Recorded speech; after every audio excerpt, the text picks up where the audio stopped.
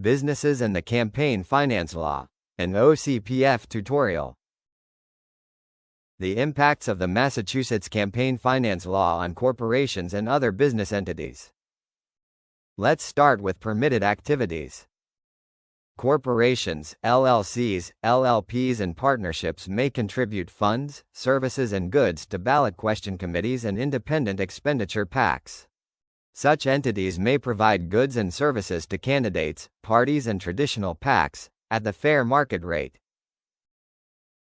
The individuals affiliated with a business entity may create and fund, as individuals, a political action committee. The owner of a sole proprietor business may contribute to candidates and other political committees. Let's cover prohibited activities. Corporations, LLCs, LLPs and partnerships are prohibited from contributing to candidates, PACs and parties, monetarily or in kind. An example of a prohibited in-kind contribution would be for a printing company, LLC, to provide free mailers to a candidate's campaign.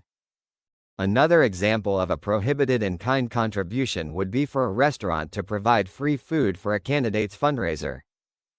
Candidates, parties and traditional PACs must pay for the goods or services they receive from corporations, LLCs, LLPs and partnerships. The ban on corporate, LLC, LLP and partnership in-kind contributions applies to businesses that may be owned by the candidate receiving the goods or services. A business may not contribute to its own traditional PAC, but may contribute to an independent expenditure PAC.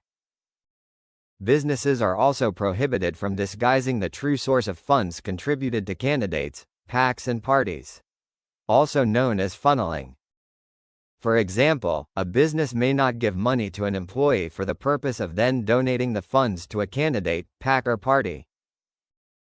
The true source of the funds, the business, is not disclosed because the contribution is attributed to the employee.